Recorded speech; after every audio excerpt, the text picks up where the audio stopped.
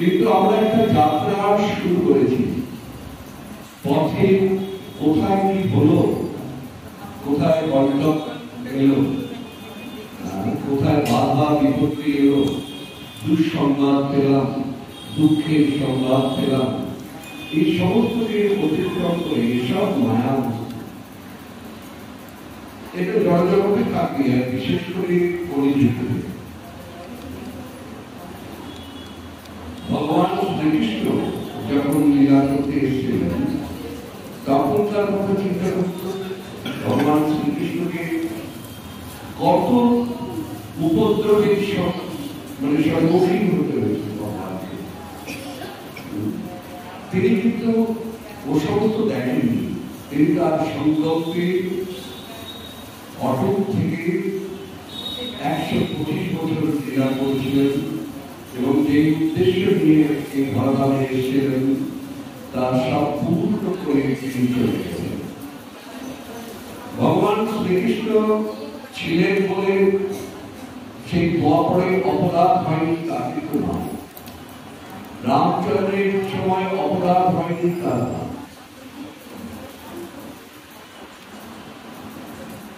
সমস্ত যুগেতে অপরাধ নিয়ে আসে, যেমন অর্থ অনর্থকে নিয়ে আসে, আলো অন্ধকারকে নিয়ে আসে, জন্ম যেমন মৃত্যুকে নিয়ে আসে, সেই রকম ধর্ম অধর্মকে নিয়ে আসে। এটা কোনো আশ্চর্য হওয়ার কিছু নয়। আপনারা দেখতে শুনছেন, দেখছেন, মনে হয় খুব দুঃখ আছে, এটা কি করে হয়? এটাকে আমরা এত শ্রদ্ধা করছি, ওনার কথা এত মধুর কথা, তিনি কি করে এইরকম চরিত্রে মায়া কাকে কিভাবে আক্রমণ করে তা আমাদের সকলের জানা। তবে ভগবানের বিধান যেটা, যে যে পজিশনে থাকো, এটা একটা আমি বিশ্বাসের একটা ক্ষুদ্র আসন, এটা জগতে কি হিসাব করলে পরে এর কোনো মূল্যই নেই। ব্রহ্মাদেব যে আসনে ছিলেন, ইন্দ্রদেব যে আসনে ছিলেন, সমস্ত দেবতারা এই আসনে ছিলেন, সেই আসনও কিন্তু যে পাপ কর্ম করেন তাদের জন্য ভাগবতে শুনছেন আপনারা অনেক পাপের প্যাটার্ন শুরু করেছেন। সত্যের সঙ্গে অসত্য আসছে, যেরকম আলোর সঙ্গে অন্ধকার আছে।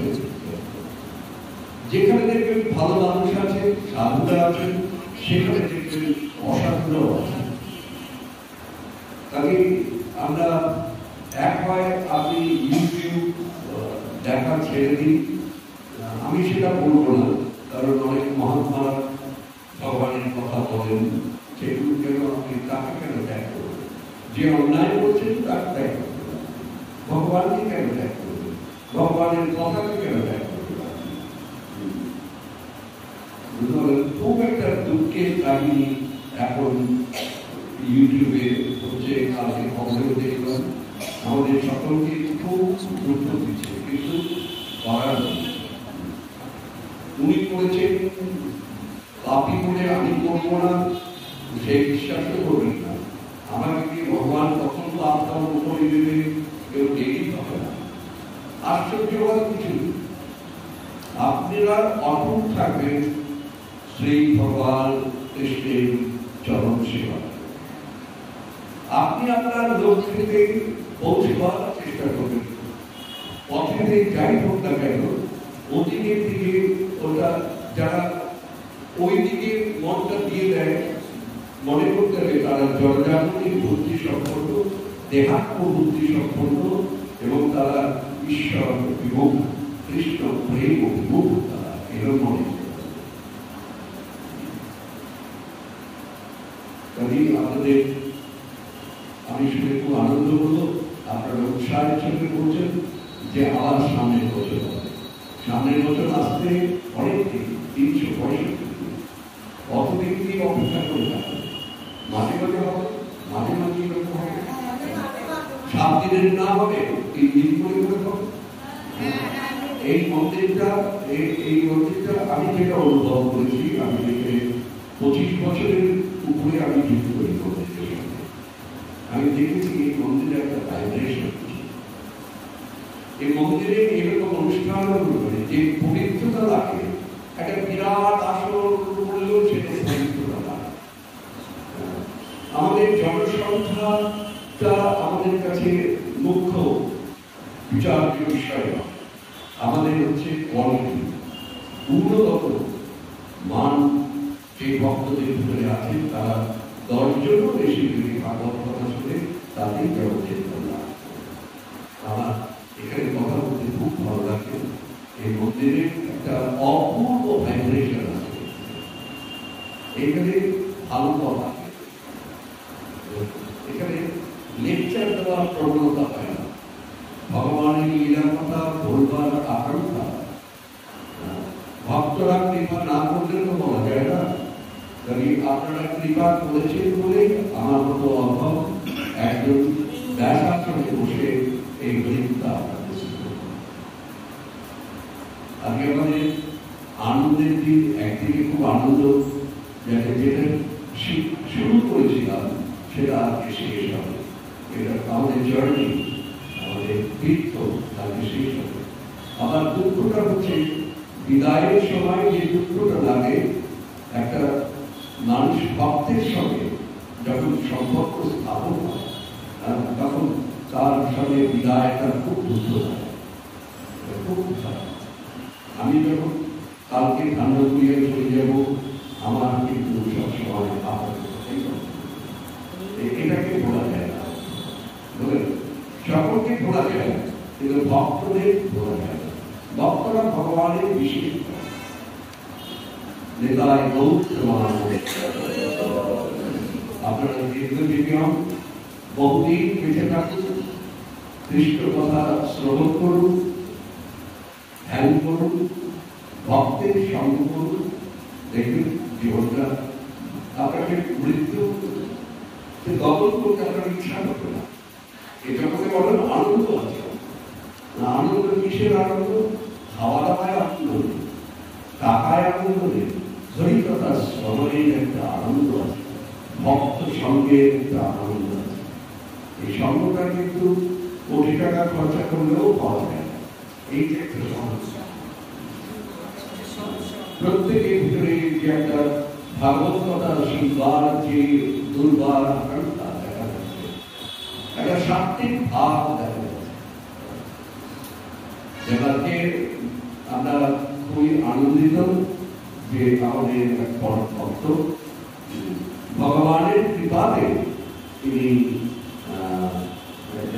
একটু হ্যান্ডিক্যাপ হয়েছে ভগবানের কৃপাতে, কিন্তু এত বাধা সত্ত্বে তার কোথাও যাওয়া বাকি নেই। বৃন্দাবনে যাচ্ছে এইভাবে কত দূর থেকে এসেছিল সেই আনন্দপুর, সেই ওখানে রুবি হসপিটাল ছাড়িয়ে অনেক দূরে যেতে হবে, সেইখান থেকে দেখুন এখানে পাঠ আমরা এই ভক্তকে আজকে মান্যদান করে আমরা পাঠটা শুরু করবো। উনি আমাদের মন্দিরেও যান, আমাদের রাস্তায় গিয়ে পাঠটা করেন।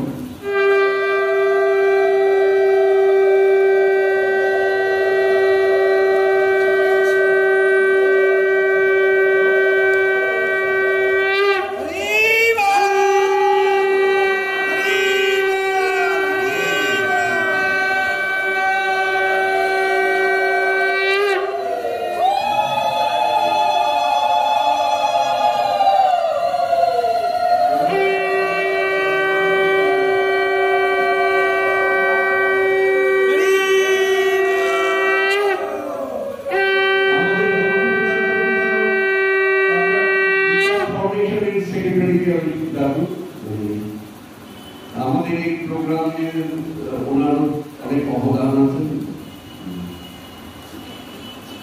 উনি বহুদিন ধরে মন্দিরের সঙ্গে যুক্ত, আমাদের সঙ্গে অনেক বছর ধরে যুক্ত।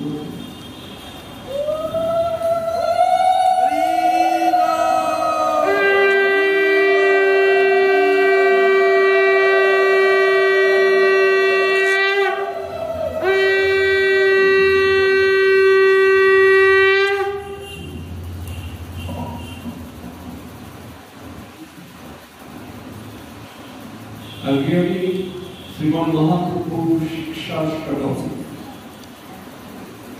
পাঠ করে ভাগবত কথা শুরু।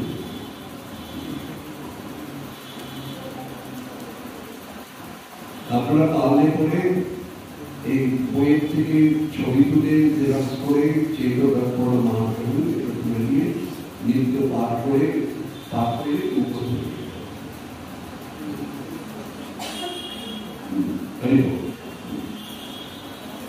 এখন আমি কথা বলবো।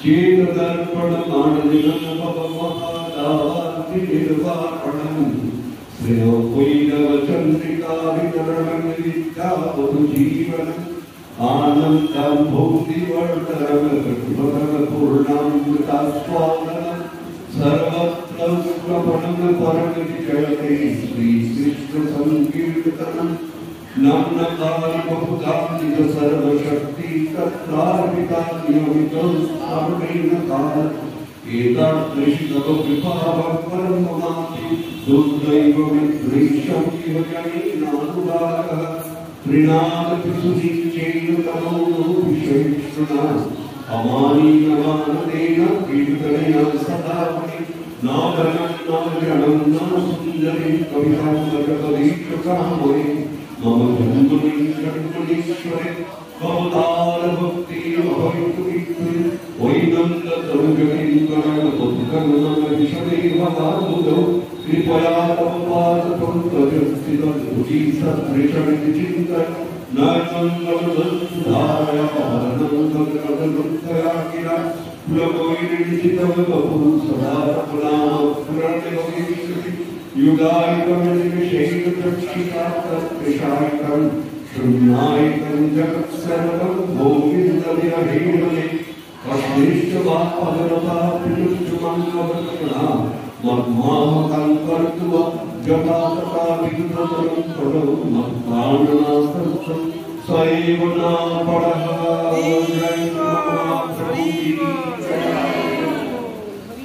अनंत कोटि गौर भक्त वृंद की जय अनंत कोटि वैष्णव वृंद की जय हरिनाम संकीर्तन की जय भुवन मंगल श्री हरिनाम की जय हरे कृष्ण कृष्ण कृष्ण हरे राम राम राम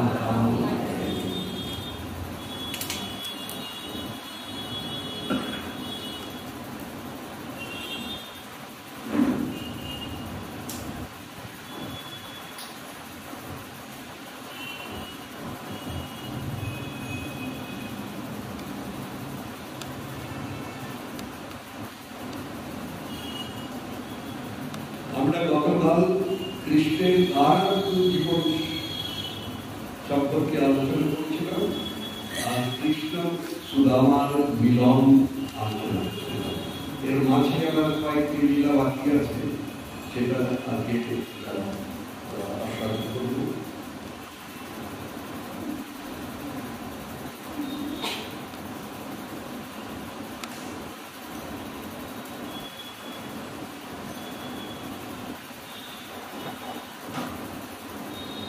একটা বিচিত্র কাহিনী, অনুরুদ্ধ উষা আর অনুরুদ্ধের কাহিনী। অনুরুদ্ধ হচ্ছেন ভগবান শ্রীকৃষ্ণের নাম। কৃষ্ণের পুত্র হচ্ছেন রুক্মিণীর পুত্র হচ্ছেন আপনার প্রদ্যুম্ন, তাঁর পুত্র হচ্ছে অনুরুদ্ধ। শোনিতপুরের রাজা আপনার বান রাজা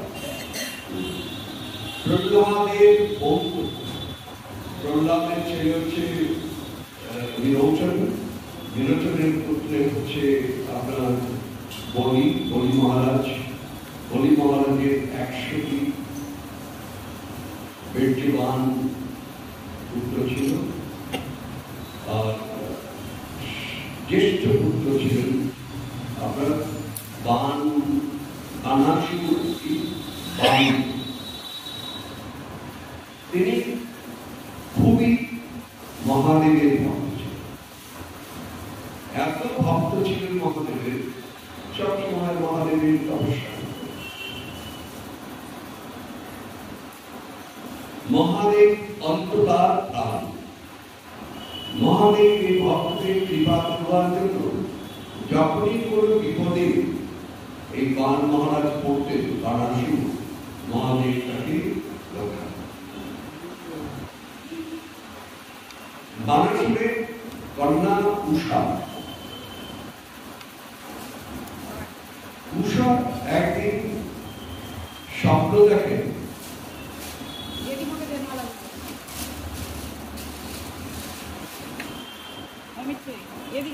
এক অপূর্ব একজন সুন্দর যুবককে তিনি স্বপ্ন দেখেন।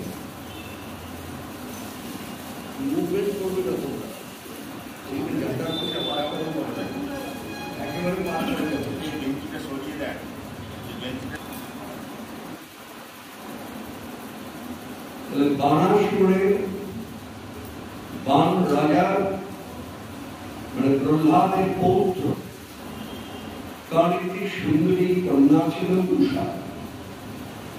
উষা একদিন ঘুমন্ত অবস্থায় একটি অপূর্ব সুন্দর যুবককে স্বপ্ন দেখেন।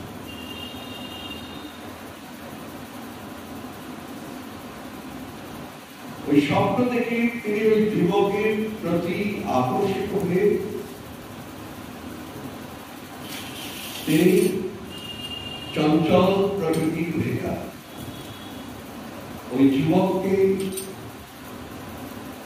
নিজের স্বামী করে পাওয়ার জন্য আগ্রহ প্রকাশ করেন। তার এক বান্ধবী ছিল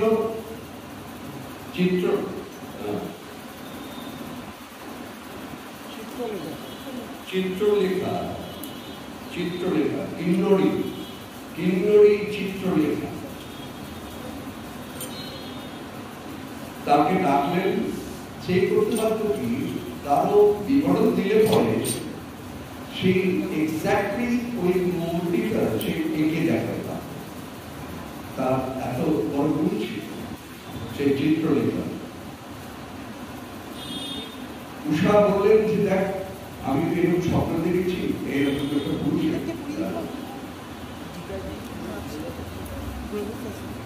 নানা রকম, অনেক কৃষ্ণ আছে, অর্জুন আছে, প্রত্যেকে ছবি তিনি আঁকলেন। প্রদ্যুম্নের ছবি আঁকলেন, যেরকম ব্যাখ্যা করেছেন সেরকম, আর অন্যদের ছবি আঁকলেন। তখন উষা বললেন, এই অনুরুদ্ধ, এই ছবি, এই পুরুষকে আমি স্বপ্ন করেছি। তখন চিত্রলেখা আবার মায়াবী বিদ্যা খুব বেশি জানতেন। তিনি মায়ার দ্বারা তিনি দ্বারকাতে পৌঁছে যান। দ্বারকাতে পৌঁছে ঘুমন্ত অবস্থায় সেই অনুরুদ্ধকে ওখানে নিয়ে এসে উষা রানীর কাছে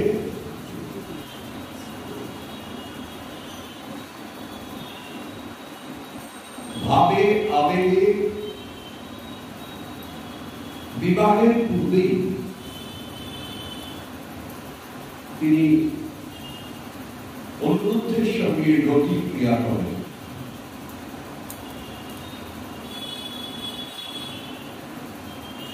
বান মহারাজ এর কানে সেই খবরটা চলে যায়। রাজার পরে তার কাছে থাকে, আর খবর দেওয়ার যাকে ফর্দার বলে সেগুলো থাকে খবর। রাজা তখন অনুরুদ্ধকে আপনার আটক করে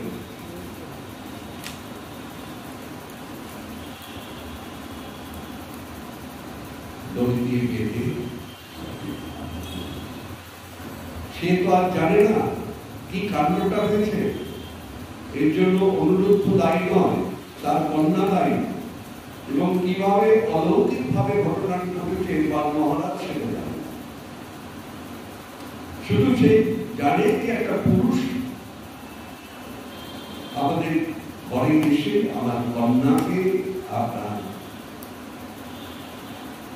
সঙ্গে সম্ভব করে। কাজে নিজের কন্যার অপরাধ না দেখে তিনি সেই অনুরোধকে অপরাধ সেই তাকে আটকে।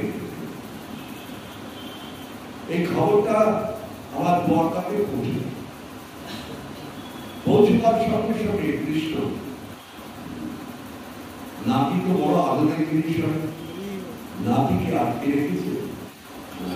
কৃষ্ণ তখন সৈন্য সামন্ত নিয়ে সেই শরীর নামে তিনি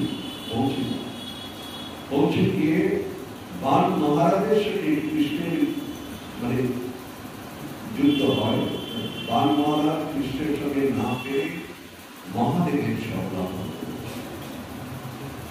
মহাদেব ঋষি দিয়ে তিনি তার ভক্তকে রক্ষা করবার জন্য, এবং তিনি বিচার করেননি ভক্তের সঙ্গে তার মারা তার দণ্ডটা।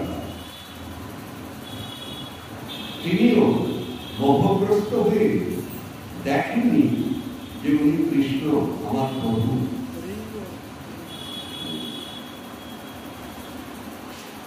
তখন কৃষ্ণের সঙ্গে মহাদেবের যুদ্ধ হয়। মহাদেব কৃষ্ণকে কিছুতে হারাতে পারলেন না। তখন তিনি তার অপরাধ স্বীকার করলেন এবং হারের স্বীকার করলেন।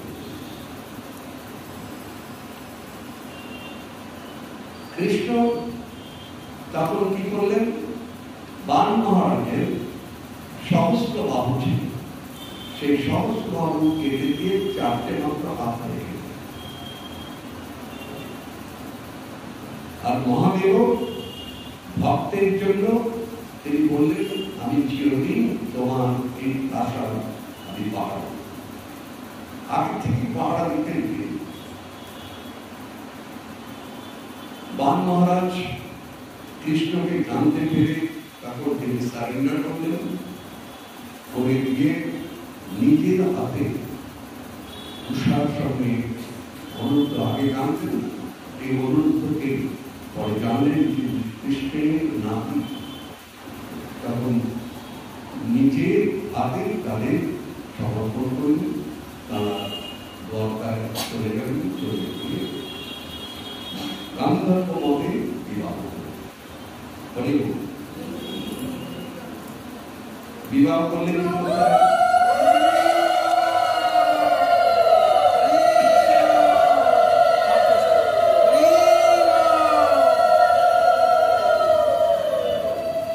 অনেকে মনে করে, অনেকে উপহাস করে, এখনো করে।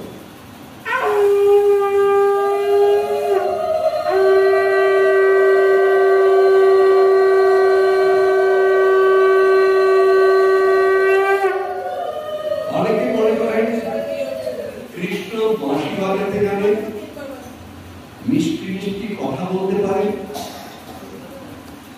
চুরি করতে পারে। কৃষ্ণের পরিচয় হচ্ছে ওইসব লোকের কাছে এই, কৃষ্ণের যে অনন্ত শক্তির অধিকারী এটা কেউ জানে না, অনেকেই জানে। মনে করেন, আর তারপরে ওইটুকু বালক সে আবার যুদ্ধ, তাই কি শক্তি আছে?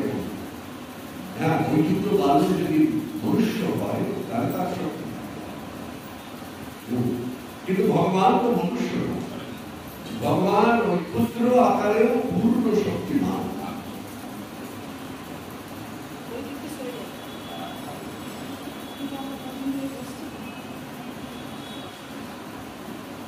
কিন্তু কৃষ্ণের অনন্ত শক্তি, দেখুন এমন কোন অসুর নেই যাকে কৃষ্ণ যুদ্ধ করে পরাজিত করতে পারে। কৃষ্ণের শক্তিটা তো, কৃষ্ণ হচ্ছে সর্বগুণ সম্পন্ন, 64 কলা বিদ্যা তিনি শান্তিপন ঋষি 2 মাসে তিনি সম্পূর্ণ করেছেন। তাহলে সব রকম বিদ্যা তিনি জানেন। এই 4টি কলা, 7টি কলা মহাদেবের আছে। তত্ত্ব ভগবান শ্রীকৃষ্ণ বলছেন, মানে কৃষ্ণ মানে বিষ্ণু, বিষ্ণু ব্রহ্মাদেব এবং দেবাদিদেব মহাদেব, তারা হচ্ছে একই তত্ত্ব। তোমরা কেউ কখনো এর ভিতরে পার্থক্য করবে না, আমরা একই। আমি সৃষ্টিকর্তা রূপে ব্রহ্মা হয়েছি, আমি সংহারের কর্তা রূপে মহাদেব হয়েছি, আবার আমি বিষ্ণু হয়েছি তোমার বাহু। এরা ভিন্ন ভিন্ন ব্যক্তি নয়, ভিন্ন ভিন্ন মাতৃ গর্ভে জন্মগ্রহণ করে,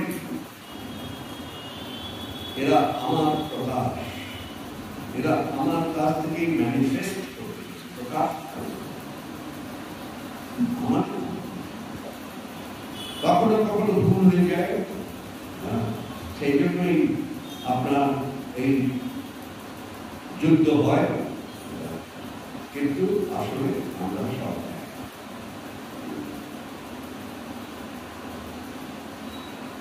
এরপর কৃষ্ণ দ্বারকাতে কোন রক ও কাশীরাজকে বধ করেছিলেন, তারপরে কালকে আমরা এটা আস্বাদন করেছিলাম। উগ্রসেনের রাজসভায় 2 দেশে খবর দেওয়ার জন্য 2টো খবর, একটা হচ্ছে জরাসন্ধ অন্যায়ভাবে 20,800 জন রাজন্য বর্গকে আটকে রেখে নিয়মিত। তিনি সর্বশ্রেষ্ঠ শক্তিমান পুরুষ প্রমাণ করবার জন্য রাজাদের আটক করে রেখেছিলেন এবং তার সংকল্প ছিল 1 লক্ষ হলে তাহলে আমি সকলকে বলতাম। কি সুন্দর প্রোগ্রামটা না?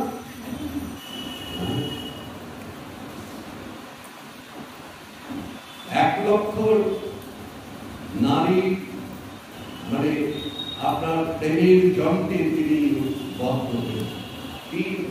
এটা তামসিক একটা সুখ, এটা সাত্বিক সুখ নয়। সাত্বিক সুখ হচ্ছে ভগবানের কথা উপবাস করে এসে শ্রবণ করলাম, এটা হচ্ছে সাত্বিক সুখ। আর জরাসন্ধের ভিতরেও তিনিও সুখ পেতেন, আনন্দ পেতেন, কিন্তু ওটা কি সুখ? তামসিক সুখ। অন্যকে দুঃখ দিয়ে নিজে সুখ করা, সেটা হচ্ছে তামসিক সুখ। জরাসন্ধ এরকম ভাবে রেখেছিলেন। আর একটা সংবাদ দিলেন যে আপনার দুর্যোধন না সরি রাজা যুধিষ্ঠির তিনি রাজস্বীয় যজ্ঞ করবার জন্য বিরাট আয়োজন করেছেন। সেই জন্য হস্তিনাপুরে এসে সকলকে নিমন্ত্রণ করে গেলেন, উদ্দেশ্যে খবর দিয়ে গেলেন। এবং কোন কাজটা আগে করা উচিত? দুটো কাজ। একটা রাজস্বীয় যজ্ঞে যাওয়াটা একান্ত দরকার। পাণ্ডবেরা সংকল্প করে সেই রাজস্বীয় যজ্ঞ করবে। আবার জরাসন্ধের ওই 20,800 জন রাজন্য বর্গকে আপনার মুক্তি দেওয়া, এটাও একটা বিরাট তর্ক না। উনি বলছেন তোমরা একটু ওই দিকে ওদিকে নালে ভগবানের বরাবর করা যাবে না, একদম ওদিকে ঘুরিয়ে দিতে হবে। অসুবিধা হচ্ছে আর না।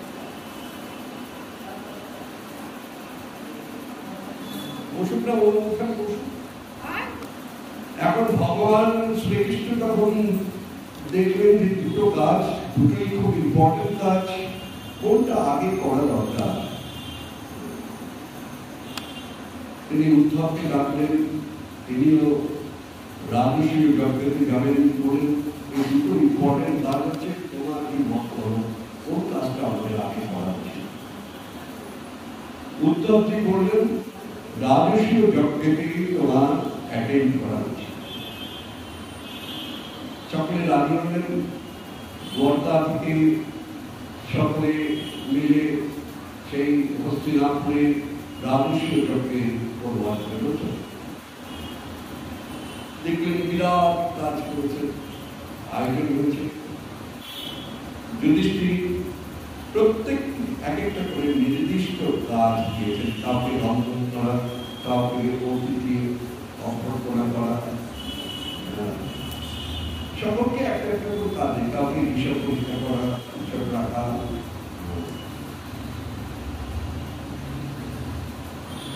ভগবান যুধিষ্ঠিরকে জানালেন আপনি আমার জন্য কোনো সেবা রাখবেন? বলছি তুমি তো ভগবান সকলের প্রাণ, তুমি কেন সকলের এইসব সেবা দেবে? তুমি যে এসছো এখানে তাতেই আমাদের মঙ্গল। বলেন না সেটা না, আমিও সেবা। ভগবান তখন জোর করে দুটো সেবা দিলেন। একটা সেবা দেখেন, একটা সেবা বললেন আমি ভক্তরা ঋষিমুনি তপস্বীরা যে ভোজন করবে তার উচ্ছিষ্টতা আমি পরিষ্কার। কথা ভক্ত বলে কথা বললে কি করে কথা হবে? যা আপনারা করেন মুখ বন্ধ করে করুন। ভগবান শ্রীকৃষ্ণ সেবা চেয়ে নিচ্ছে,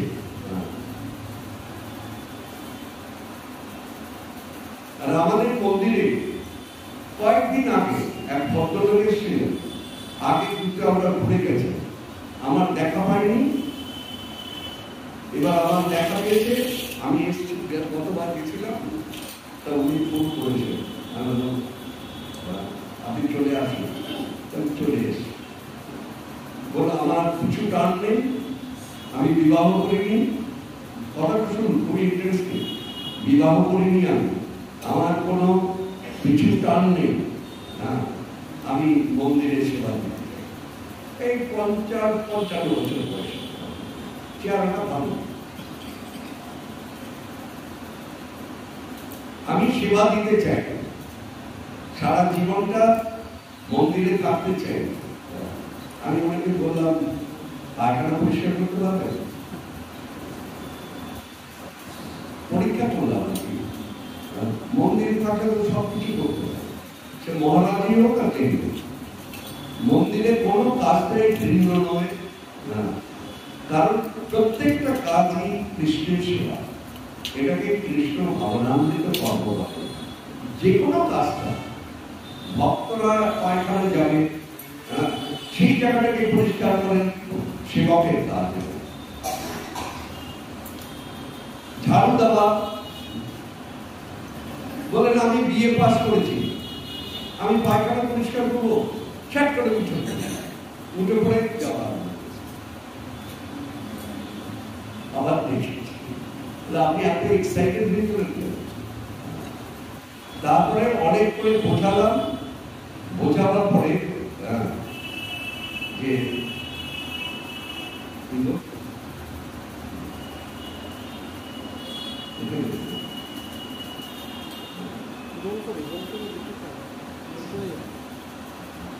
তারপরে আমি ওনাকে আমি বললাম, দেখুন আপনার এখনো জনজাগতিক কর্মবোধ আর আধ্যাত্মিক সেবাবোধ দুটো যে পার্থক্য, এটা আপনি এখন জানেন না। আপনি দিতে এসছেন সেবা, কিন্তু সেবা জিনিসটা কি আপনারা কিন্তু জানেন না। তখন ওনাকে আমরা বোঝালাম, বোঝাবার পরে তারপরে ওকে হাসতে হাসতে ওকে জড়িয়ে ধরলাম, আলিঙ্গন করলাম। তারপরে ভালো লাগলো, বললো আমি এই দিনে আসবো, আসে। তারপরে আবার ফোন করে বললেন আমি এই দিনে আসবো, এখন আবার অন্য কুটের দিন আসবে বলে যে সেবা দেবে কোথাও পায় না, সে একটা সুযোগ পেয়েছে, সে অন্য জায়গায় কি কাজ আছে সেগুলো কেন দেখবে, সঙ্গে সঙ্গে চলে যায়। সেবা জিনিসটা হচ্ছে এটা, জনজাগতিক বুদ্ধি দিয়ে সেবা দেওয়া।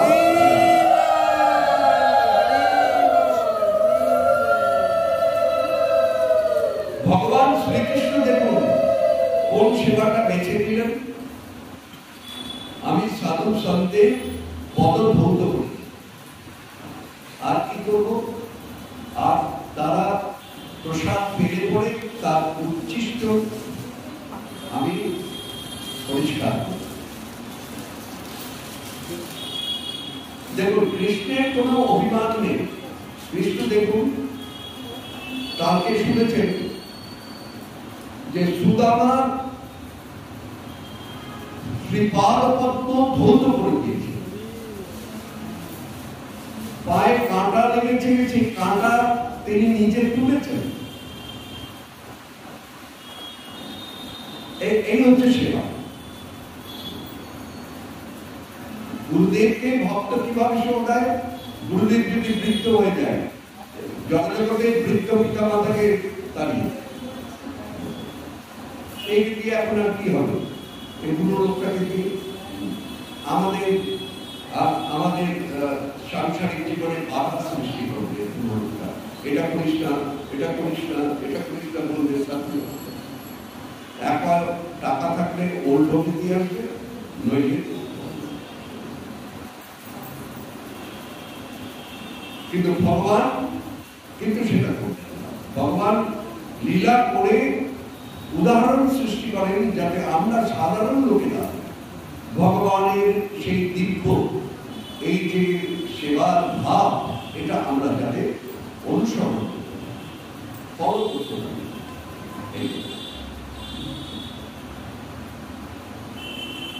যুধিষ্ঠির তো মোটামুটি রাজি হয়ে গেলেন, ঠিক আছে তোমার যেটা তোমাকে তার আমি বাধা দিতে পারবো না, যেটা তোমার মনে রাখবো তুমি যে কোনো সেবা দিতে পারো। এবার ভাইকে বললেন, দাদাকে আর কি বললেন যে আচ্ছা রাজস্বীয় যজ্ঞ করতে আপনি তো সব ভাইদের বিভিন্ন জায়গায় পাঠিয়েছিলেন ওই রাজাদের জয় করবার জন্য। তারা মানে বর্ষটা স্বীকার করেছে, তবে না আপনি রাজস্বীয় যজ্ঞ করছেন, উদ্যোগ নিয়েছেন। কিন্তু আপনি জরাসন্ধকে কি বর্ষটা স্বীকার করতে পেরেছেন? জরাসন্ধকে কি বধ করতে পেরেছেন? না, মাথায় নিয়েছে। তখন জরাসন্ধ ছিলেন সবচেয়ে পরাক্রম বীর একজন, তার 2300 অক্ষম সৈন্য সামর্থ্য ছিল। তাহলে কি করা যায়? তখন নিজেই উদ্যোগ নিলেন, ভীমকে নিয়ে আর এসেকে নিয়ে, তাকে একটা আলোচনা করেছে, ভীমকে নিয়ে আর অর্জুনকে নিয়ে ব্রাহ্মণের বেশ ধারণ করে তিনি প্রাণ প্রতিষ্ঠে তিনি শিবের ভক্ত ছিলেন, শিবের আরাধনা করছিলেন। জানতে পারলেন যে ব্রাহ্মণ এসে ভিক্ষা চাইতে, পূজা শেষ হলে পরে তিনি এলেন। আপনারা তারা ব্রাহ্মণের পেট ধরে, ব্রাহ্মণের মানে ঘন্টা দিয়ে আর কি, যার মুখ কেউ না দেখে তিনি এলেন। কি হল?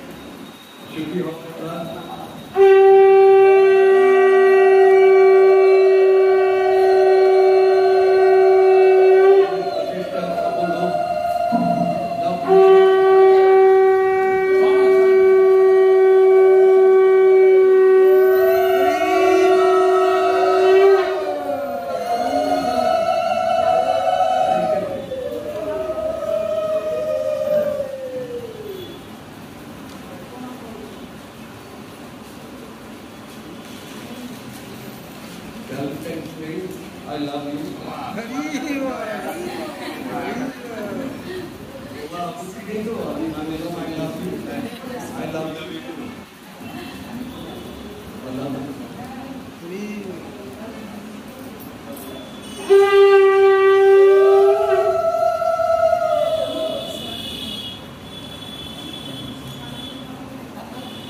জরাসন্ধ আপনারা বললেন যে আপনাদের আগমনের হেতুটা আমরা ব্রাহ্মণ ভিক্ষা চাইতে এসেছি। জরাসন্ধ দেখছি বিরাট বিরাট চেনা, বিরাট পাপ, হাতগুলো শক্ত, তীর ধনুক চালিয়ে চালিয়ে এখানে সব দাগ হয়ে গেছে। এরা তো ব্রাহ্মণ নয়, এরা তো ক্ষত্রিয়।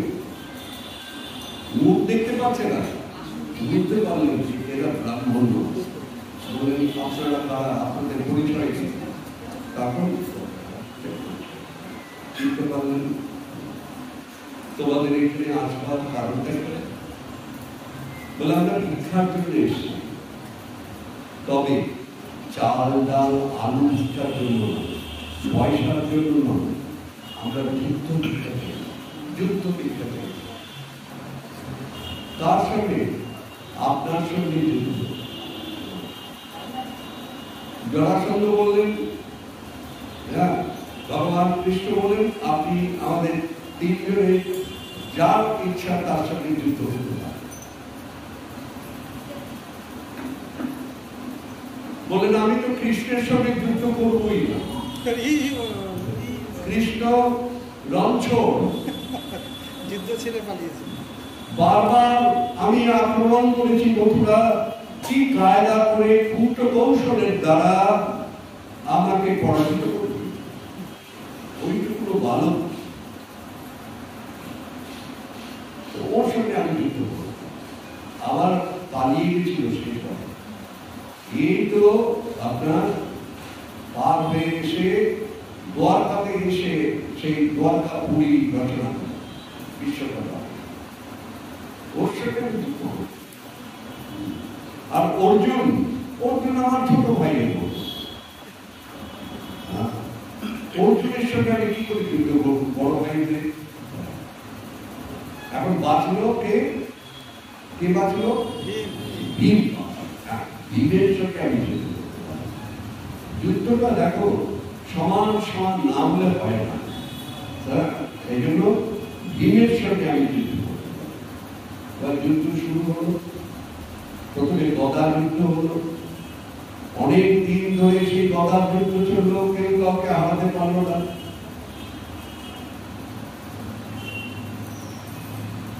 তখন মল্ল যুদ্ধ হলো, মানে কুস্তি, কুস্তি যুদ্ধ হলো। কুস্তিতেও কেউ কাউকে, জরাসন্ধ তো বিরাট বীর একজন, জরাসন্ধকে হারাতে পারলো না, জরাসন্ধ ভীমকে কুস্তি। তখন ভগবান শ্রীকৃষ্ণ তিনি জরাসন্ধের জন্ম কাহিনী জানতেন।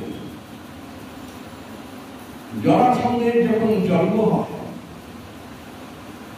বৃহৎ রথের পুত্র, জন্ম হয়েছিল কিরকম ভাবে না দুটো খণ্ড হয়ে, এই শরীরের এখান থেকে আরম্ভ করে এখানে দুটো খণ্ড হয়ে এইরকম ভাবে জন্ম হয়। তার পিতা বৃহৎ রথ ওই রকম বিভৎস চেহারা দেখে তাকে শ্মশানে ফেলে দিল।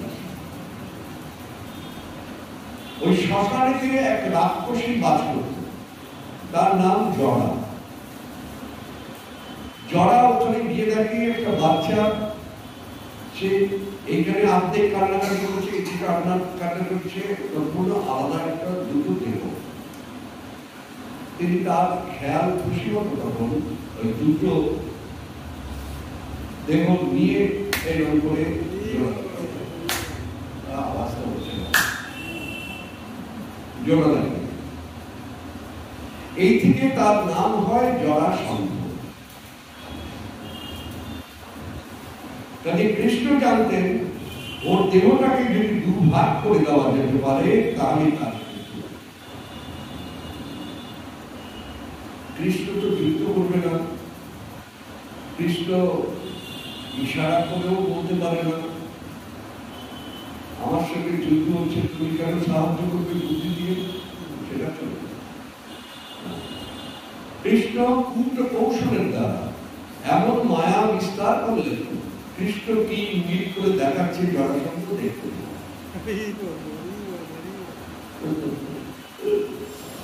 কৃষ্ণ তখন আড়ালে থেকে, ওই কাউকে দেখিয়েছিলাম, ওই একটা নিয়ে বললেন তুমি দেবতাকে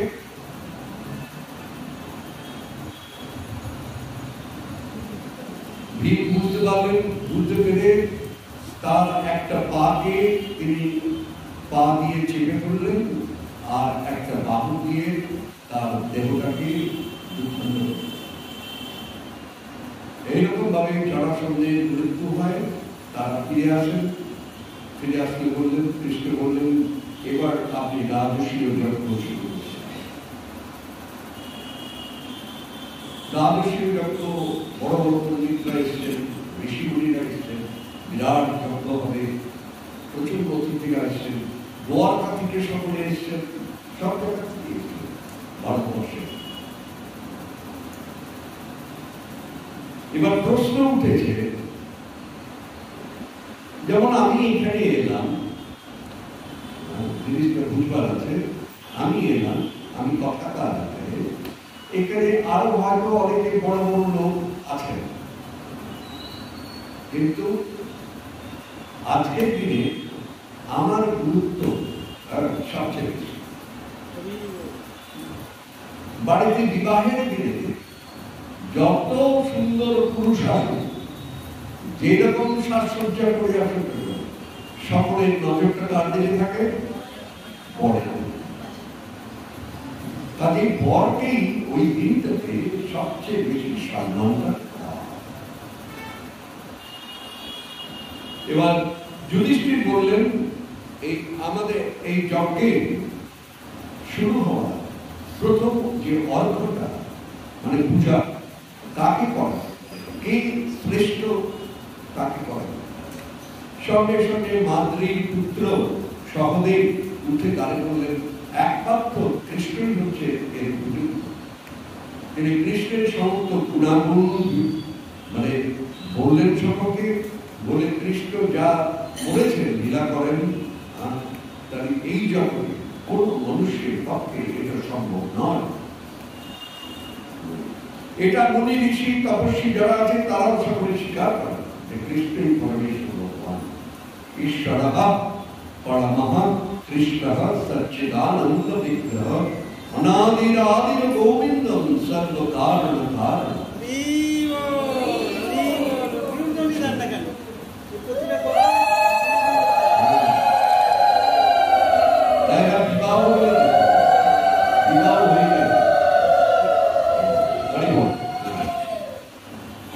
যেই মাত্র সহদেব বলেছে যে কৃষ্ণ ছাড়া এই সর্বশ্রেষ্ঠ সম্মানটা কারো পাওয়া মানে কারো সামর্থ্য নেই, সঙ্গে সঙ্গে কৃষ্ণের বিস্তৃত ভাই শিশুপাল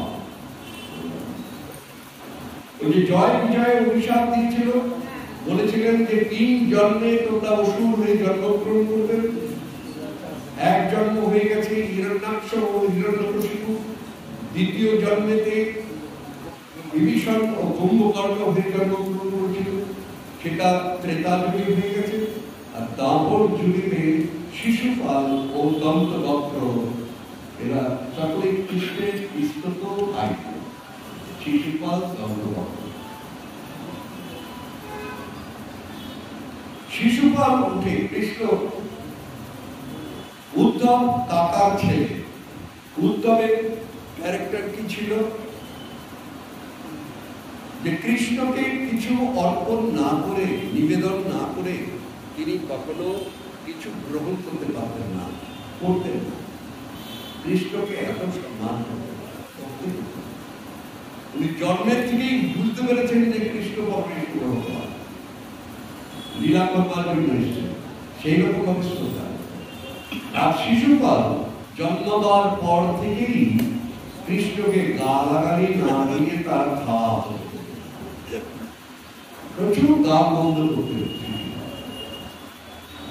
প্রচুর অপরাধ করেছে। পিসি বলেছিলেন, দেখ গোপাল, ও তো তোর ভাই, তো নিজের কাম পিসি ছেলে তো ভাই হোক, অতি নিকটে, ও অপরাধ করলে পরে ওকে ক্ষমা করে। কৃষ্ণ বললেন, পিসি তোমার কথাই কিন্তু একটা কথা হচ্ছে, আমি ওর 100টা অপরাধ ক্ষমা করতাম। শিশুপাল একটা পর একটা অপরাধ করছে, কৃষ্ণ কিছু বলছে না। মানে কৃষ্ণের বিপক্ষ হয়ে কৌরবদের সঙ্গে যুক্ত হয়ে যুদ্ধ করবে, কৃষ্ণ কিছু বলছে না। এরকম 100টা অপরাধ করেছে। এই রাজসীয় জগতে আসবার আগে শিশুপালের 100টা অপরাধ হয়ে গেছে। যেই মাত্র সহদেব বলে যে কৃষ্ণই সর্বশ্রেষ্ঠ সম্মানটা পাবে, অমনি শিশুপাল দাঁড়িয়ে কৃষ্ণের গুণগান না করে কৃষ্ণের প্রত্যেকটি লীলা যে অপরাধ জনিত এবং তিনি যে ভোগের জন্য ওই সমস্ত লীলা করেছেন, কুৎসিত কুৎসিত কথা দিয়ে ওই সমস্ত ঋষিগুলির কাছে কৃষ্ণকে অবমাননা করে। কৃষ্ণ মুখ বন্ধ করে এমনকি শিশুপাল করলেন ওই যজ্ঞ যাতে ভণ্ড হয়ে যায়। ভণ্ড হলে তো তাকে আর অর্থ দেওয়া হবে না, সর্বশ্রেষ্ঠ সম্মান আর দিতে হবে না, তখন তিনি সেই যজ্ঞ ভণ্ড করবার চেষ্টা করতেন। কৃষ্ণ চুপ করে দাঁড়িয়ে আছে। 100টা অপরাধ কিন্তু কৃষ্ণ তখন ধ্যানস্থ হয়ে তার সুদর্শন চক্রকে তিনি নির্দেশ করলেন। সুদর্শন চক্র আবার কি বলে, রিমোট কন্ট্রোলে চলে না। আজকাল তো সবকিছু রিমোট কন্ট্রোলে চলে, মাঝখানে কোনো তারের কানেকশন। কৃষ্ণের সুদর্শন চক্র রিমোট কন্ট্রোলে চলে না। কৃষ্ণ যা ইচ্ছা প্রকাশ করেন সেই অঞ্চল। কৃষ্ণর যে টার্গেট লক্ষ্য তাকে আক্রমণ করে, সেই যেই জায়গায় থাক, পিছনে থাকলে হবে, বলতে থাকলে হবে, যেই জায়গায় থাক। হ্যাঁ, কৃষ্ণের ইচ্ছা। নদীর নিচে কেউ আছে, তাকে বধ করতে হবে, যাবে সেই নদীর ওই গুগলের মতো যেমন ম্যাপ দিয়ে দেয় কোন ডাইরেকশনে যাবে, এইসব দেখানো আর কি। এই কৃষ্ণের ইচ্ছা অনুসারে ওই সুদর্শন চক্র যেখানে বলে দিয়েছে সেখানে যেখানে ঘুরতে হবে সেখানে গিয়ে টাকা বল। সুদর্শন চক্র কৃষ্ণের সুদর্শন চক্র সেই শিশুপালের এই গুরুত্ব হচ্ছে সকলের সাথে। পিসি হাওয়া করে কাঁদতে আরম্ভ করলেন। কৃষ্ণ বলছে, পিসু আর কেঁদে তো লাভ নেই, আমি তো প্রতিজ্ঞা করেছিলাম যে তোমাকে 100টা অপরাধ করতে দেবো, কিন্তু পরে আর দেবো না। ওর 100টা হয়ে গেছে, ও পুনে রাখে মূর্খ তো, শুধু আমার পিছনে লাগাটাই ওর একটা ধর্ম। আসল কাজটা কিন্তু করেনি, ও কিন্তু বলেনি যে কটা অপরাধ হয়ে গেছে। 100টা অপরাধ হয়ে গেছে শিশুপালকে। ওইখানে দন্তবক্র ছিলেন, ওখানে দন্তবক্র। প্রভু, আমার একটু জিজ্ঞাসা, দন্তবক্রের সম্পর্কে আমরা একটু আমার জানা নেই, যদি কিঞ্চিত বলি। দন্তবক্র কৃষ্ণেরই ভাই। হ্যাঁ, যখন কৃষ্ণ একবার এই রাজস্বীয় যজ্ঞের পরে, কুরুক্ষেত্র যুদ্ধের পরে যখন বৃন্দাবনে গেছিলেন, তখন সেই দন্তবক্র ও বিদুরকে বধ করেছিলেন। দন্তবক্র কৃষ্ণের ভাই, শিশুপাল দন্তবক্র, এরা দুই ভাই। বিদুরক আবার আরেকজন। এরা জয় বিজয় ওই অসুরে জন্মগ্রহণ করেছিল।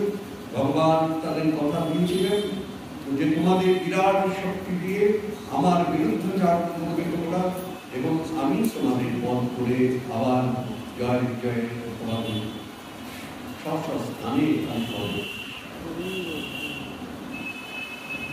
এরকম ভাবে জয়দ্রথকে তিনি বধ করলেন, বধ করে রাজস্বীয় যজ্ঞের পূর্ণ করলেন।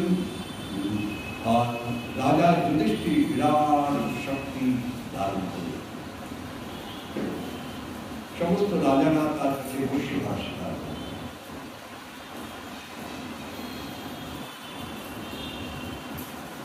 এবার আমরা কুরুক্ষেত্রে মহামিলন লীলাটি আস্বাদন করব। একবার পূর্ণ সূর্যগ্রহণ হয়, যেটা 100 বছর পর পর হয়তো আসে। বিরল এই সূর্যগ্রহণ। এই সূর্যগ্রহণে আপনার প্রত্যেক ঋষি মুনি তপস্বীরা সকলে কুরুক্ষেত্রে এসে জমা হচ্ছে। ভারতবর্ষের প্রত্যেক রাজারা এসছে। গোপিনীরা ভাবলেন, মা যশোদা ভাবলেন দ্বারকা থেকে নিশ্চিত কৃষ্ণ আসবেন। আমরা সকলে মিলে সেই কুরুক্ষেত্রে ওখানে যাই, কেন করে কৃষ্ণের সঙ্গে নিশ্চয়ই অনুষ্ঠান। সেই আশায় সে বৃন্দাবন থেকে মথুরা থেকে সমস্ত কৃষ্ণের আত্মীয় স্বজনরা সকলে চন্দ্রগ্রহণে হচ্ছে আপনার সেদিন গ্রহণ ছেড়ে গেলে সকলে সর্বরে স্নান করেন, যজ্ঞ আদি করেন, যা অর্চনা করেন, সকলে আপনার যত পাপ আছে, অন্যায় কাজ আছে, সব সেই যজ্ঞে মানে গ্রহণের পরে আপনার সব নষ্ট হয়ে যায়। সেই পুণ্যের আশায় সারা ভারতবর্ষের থেকে রাজন্য মন্ত্রটা ওদের দিকে কুরুক্ষেত্র থেকে কৃষ্ণের কাছে 16,008 জনের বিবাহ হয়েছে। তারপরে ভাগবতের শেষের দিকের ঘটনা, দ্রৌপদী এসছে, রুক্মিণী দেবী দ্রৌপদীকে অনেকদিন দ্রৌপদীর সঙ্গে দেখা হয়নি, দেখা হওয়ার পরে দ্রৌপদীর কাছে আপনার রুক্মিণী দেবী সমস্ত 16,008 জনের পরিচয় করে দিয়েছে, আনন্দ করে পরিচয়। একটা বউ, এক স্বামী তিনটে বউ থাকলে একজন আরেকজনকে আদর করে পরিচয় করে। কিন্তু রুক্মিণী ছিলেন অনেক ঊর্ধ্ব চেতন সম্পন্ন নারী। তিনি আনন্দ করে, আমার কৃষ্ণ স্বামী যখন কাউকে স্বীকার করেছেন তখন সে আমার পরমাত্মা। কাজে কোন স্ত্রী, কোন কৃষ্ণের অন্যান্য স্ত্রীদের প্রতি তার কোন রকম অভিমান নেই, প্রত্যেককে পরিচয় করিয়ে দিয়েছেন। আবার কিভাবে ওই 7 জনকে গতকাল হল, ওই 8 জনকে কি করে বিবাহ করলেন সেই সব দ্রৌপদীর কাছে ব্যাখ্যা করে করে বোঝাচ্ছে। তারপরে 16,000 নরকাসুর থেকে আটকে রাখা সেই তাদের স্ত্রী, তারা ভগবান স্ত্রী করে গ্রহণ করেছেন, তাদেরও পরিচয় করে দিয়েছে। এরপরেতে গোপিনীরা খুঁজতে আরম্ভ করেছিল যে কৃষ্ণ এত ভিড়, লক্ষ লক্ষ লোক হয়ে কিন্তু কৃষ্ণকে দেখতে পাচ্ছে, কিন্তু কৃষ্ণ ওখানে আছে।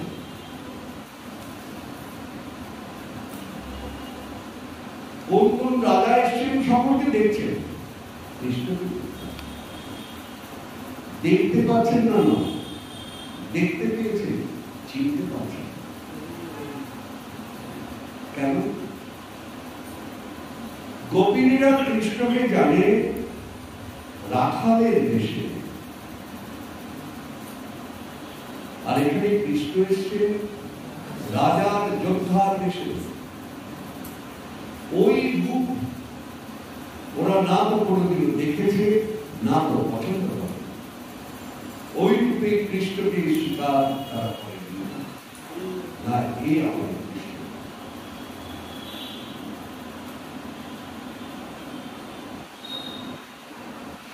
তাদের ইচ্ছে হয়েছে কৃষ্ণকে দর্শন করবার। অন্তর্যামী কৃষ্ণ গোপিনীদের মনোবাঞ্ছা পূর্ণ করবার জন্য তিনি তার সেই রাজার যে দেশ, সেই সৈন্য সামন্ত, তিনি হঠাৎ যোগমায়ার কৃপাতে তিনি সেই রাখাল লালকে তখন গোপীরা বলে, হ্যাঁ এই তো আমাদের কৃষ্ণ। ভগবান কৃষ্ণ সেই রাখাল বলে এই দেশেতেই ওরা আমাকে এই যোদ্ধার বেশে ভগবান দর্শন দিলেন। তখন আপনার ভগবান আবার কৃপা করে সেই গোপীদের সেই যুবতী করে দিলেন। তাদের আগে যেরকম ছিলেন সেরকম করে দিলেন এবং তারা কৃষ্ণের রথ আকর্ষণ করে করে বলা হয় বৃন্দাবনে নিয়ে গেছিলেন। এই যে আমাদের জুলাই মাসে রথ হয়, রথের অনেকগুলো বিবরণ আছে, তার ভিতরে এইটি একটা বিবরণ। এই জন্য এই রথকে আকর্ষণ করে তারা বৃন্দাবনে কৃষ্ণকে নিয়ে গেছিলেন। কুরুক্ষেত্র কিন্তু ওইখানে যুদ্ধ হয়েছিল। যুদ্ধ হওয়ায় কুরুক্ষেত্রের মাটি আপনার বিষাক্ত হয়ে যাওয়ার কথা ছিল, কিন্তু কুরুক্ষেত্র ভগবান শ্রীকৃষ্ণ যেহেতু কুরুক্ষেত্র নিজে ছিলেন, তাকে দর্শন করে করে প্রত্যেকের মৃত্যু হয়েছে। সেই জন্য তাদের রক্ত কখনো কুরুক্ষেত্রের রজকে অপবিত্র করতে পারেনি, কুরুক্ষেত্র যেমন তীর্থ ভূমি। যার যার সৌভাগ্য হয়েছে তারা দেখেছেন, যাদের সৌভাগ্য হয়নি তারা যাবেন, দেখবেন কুরুক্ষেত্রে বিরাট বড় মেলা হয়। আর বিশেষ করে কুরুক্ষেত্রে যেহেতু ভগবান শ্রীকৃষ্ণ গীতার বাণী প্রচার করেছিলেন, সেখানে বিরাট ভারতবর্ষের সবচেয়ে বড় গীতা যজ্ঞকাল কুরুক্ষেত্র।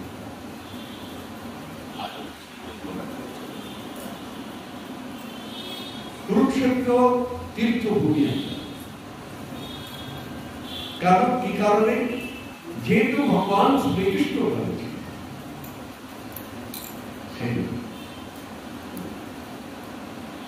যেখানে কৃষ্ণ থাকেন সেখানে কোনো অপবিত্র জিনিস হতে পারে না।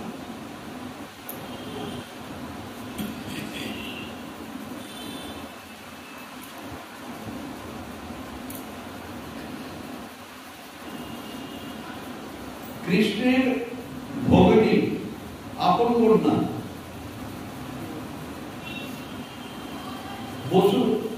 বসুদেবের তো 7 জন স্ত্রী ছিল।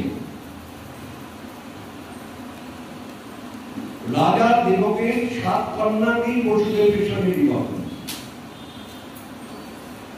কৃষ্ণের 7টি মা, তারই এক কন্যা হচ্ছেন আপনার সুভদ্রা। কৃষ্ণ, বলরাম, সুভদ্রা। এই সুভদ্রা আপনার কে কৃষ্ণের খুব পছন্দ, কৃষ্ণের অর্জুন।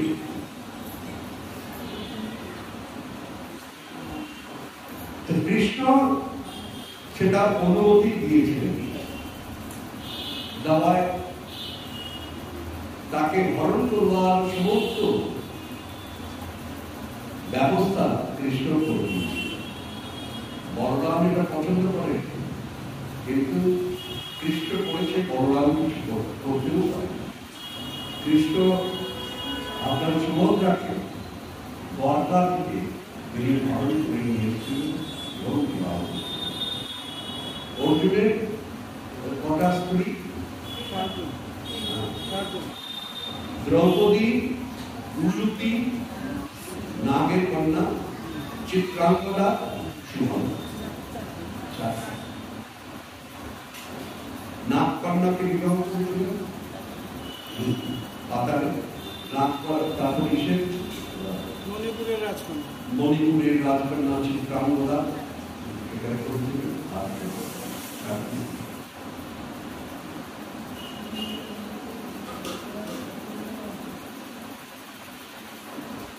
সেই সময়ে রাজা বহুলাস্য নামে এক রাজা ছিলেন মিথিলা, মিথিলা। আর সেইখানে আবার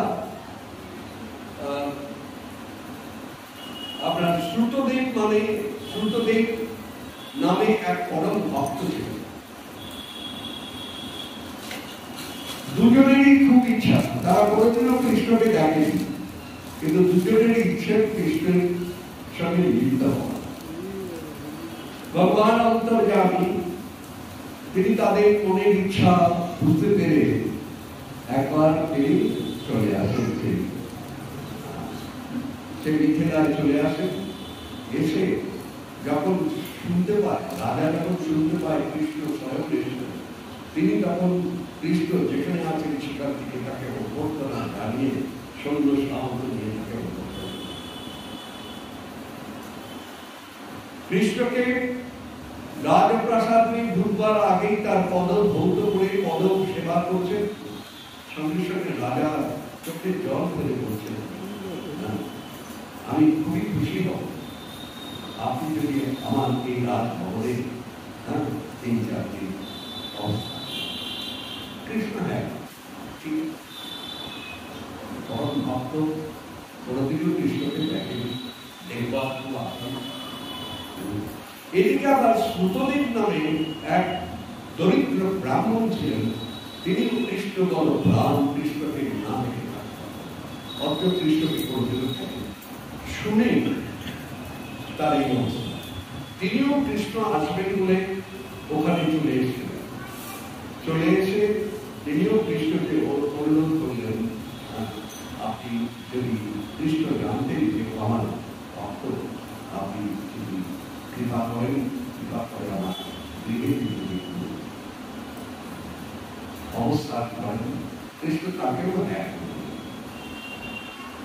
একই সময়ে ওই 3 দিন সময়, উনিও 3 দিন দিয়েছেন, ইনিও 3 দিন দিয়েছেন। একই সময় 24 ঘন্টা ধরে কৃষ্ণ রাজা বহুলাশের কাছে সেবা পেয়েছেন, রাজকীয় সেবা। আবার শ্রুতদেব সেই ব্রাহ্মণ, দরিদ্র ব্রাহ্মণের ঘরেতে মানে নিজে সবকিছু তাকে দিয়ে সেবার ব্যবস্থা করেছিলেন, আর আনন্দের সঙ্গে ছিলেন। এইখানে হচ্ছে ডিফারেন্স। কেউ রাজার ঘরে যদি সেবা পায়, সে আরেকটা দরিদ্রের ঘরে কেটে যায় না, বহুগ্রস্ত হয়ে যায়। রাজা এরকম ভাবে সেবা দিচ্ছেন না, বহুগ্রস্ত। তারা ওকে বলে দাও যে আমি যেতে পারবো না, আমি কাজে আটকা পড়ে গেছি, মানে ও তো আমার কি খেতে দেবে, ওর ঘরে কাপড় টাপড় পরিষ্কার নেই, কোথায় বাসন করবে না, কি করা যায় জনজগৎ হলে এরকম ক্যান্সেল করব। রাজার কাছে বেশ আরামে আছি, রাজা দুদিন বেশি বলে পরে কিছুই থাকবে। দেখুন একই সময় কৃষ্ণ দুই কৃষ্ণকে রাজার সেবায় রাজকীয় সেবা নিলেন, আর সেই আপনার শ্রুতদেবের কুটিরে বাড়িতে জল পড়ে, কৃষ্ণ কোনোদিনও কমপ্লেন করেন, আমি কখন থাকতে চাই, দরকার রাজা এখানে থাকতে হবে। মহা আনন্দে এই শ্রুতদেবকে পান। This is the difference between we and Krishna. ভাগবত না বললে পরে কৃষ্ণ কৃষ্ণের অন্তর্নিহিত ব্যবহার কি, মানুষের সঙ্গে কি সম্পর্ক, এই জন্য ভাগবত আলোচনা মন দিয়ে পড়তে হবে। যারা পড়তে পারবেন না তারা শ্রবণ করবে, সারাংশটা শ্রবণ করবে। দ্বারকা লীলা হয়ে গেল।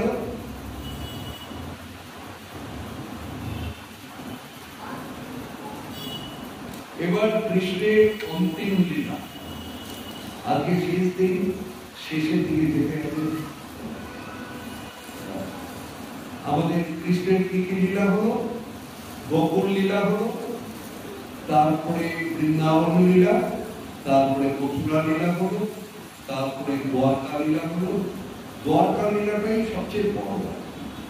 এখানে কৃষ্ণ এসেছিলেন প্রায় দ্বারকাতে 15 বছর, সেইখান থেকে ছিলেন 125 বছর, তার মানে 110 বছর আপনার গার্হস্থ লীলা আপনার দ্বারকাতে চলছে। আর তিনি 12 যোজনের দ্বারকা ভূমি রচনা করেছিলেন বিশ্বকর্মা। এখন কৃষ্ণ যখন চলে যাবেন তিনি বলে গেছিলেন কিছুদিনের ভেতরেই দ্বারকাপুরী বলি এসে পূর্ণভাবে গ্রাস করবে। কৃষ্ণ সবচেয়ে যেটা বড় কাজ একটা করেছিলেন, যেটা এখন সকলের শিক্ষা দেওয়া উচিত যারা রাজনীতি করে, বিশেষ করে এই অন্তিম লীলাতে দেখা যাচ্ছে, অন্তিম লীলাতে সেই ঘটনাটা আছে।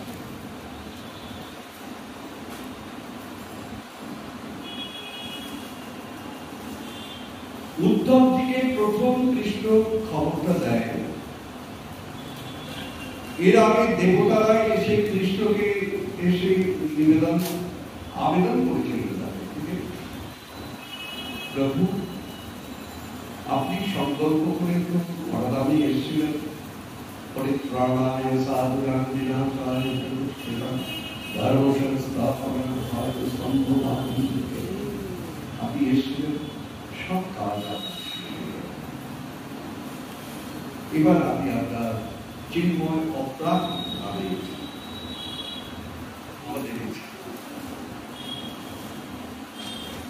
তো ভগবান নিজেই ঠিক করলেন যে তিনি এই ধরাধাম থেকে বিদায় নিয়ে নিজ ধাম অপরাধ চিন্ময় সেই গোলকধামে তিনি আবার ভগবান দেবতাদের বুঝিয়ে দিলেন, আপনারা যেটা বললেন আমি সম্মত হলাম।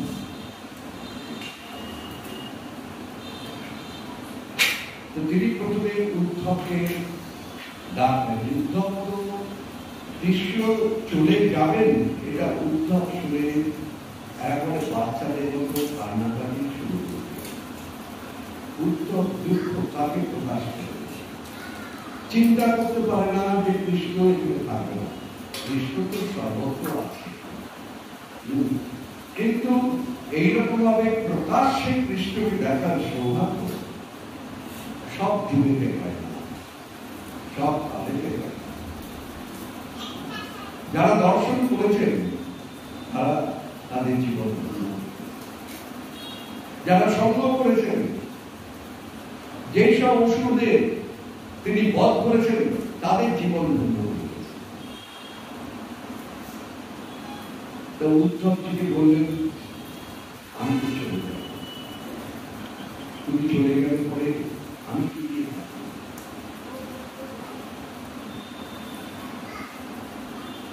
তখন ভগবান বলেছিলেন তুমি বদ্রিকাশ্রমে চলে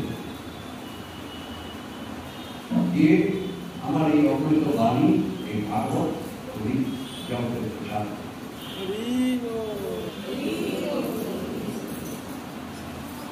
আর তুমি জেনে রাখবে এই ভাগবতের প্রত্যেকটি অক্ষরের ভিতরে আমি কিন্তু আছি। কৃষ্ণ মানে ভাগবত হচ্ছে কৃষ্ণ,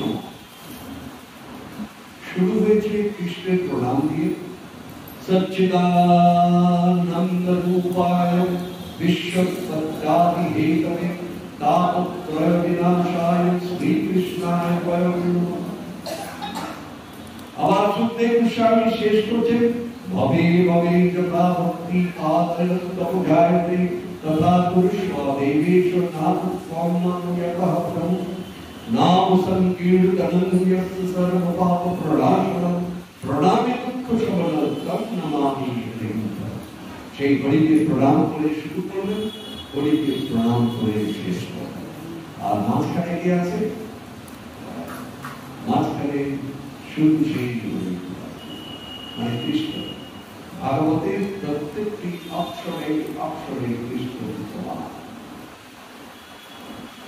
কাজে ভাগবত বক্তা তিনি যদি কৃষ্ণময় না হয় তাহলে তিনি কৃষ্ণের কথা বলতে পারবেন না।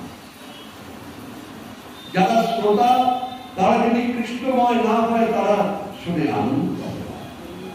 আর এই বাণী তাদের কর্ণ দিয়ে প্রয়োগ করলেও হৃদয়ে স্থান পাবে। এই ভাগবতকে ধরে রাখতে হবে হৃদয়ের পবিত্রতা দরকার।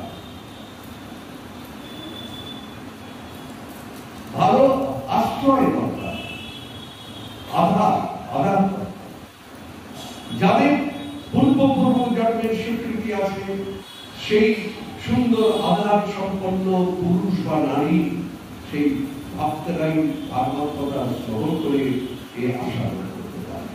আর হাজার হাজার লোক এখানে বাস করছে। হ্যাঁ, আপনি যদি ওইখানে বলতে একটা ব্যানার দিয়ে এখানে যারা ভাগবত কথা শুনবে তাদের 501 টাকা করে প্রণামী দেওয়া হবে।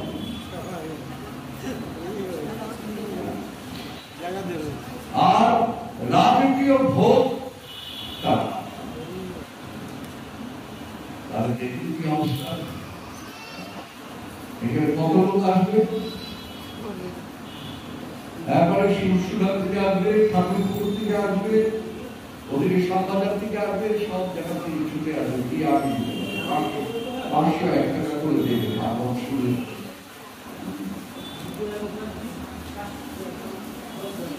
এই যে আমাদের ভক্ত বিজয়া মুখার্জি অনেক দূর থেকে এই বয়সে ভাগবত শ্রবণ বরিশাল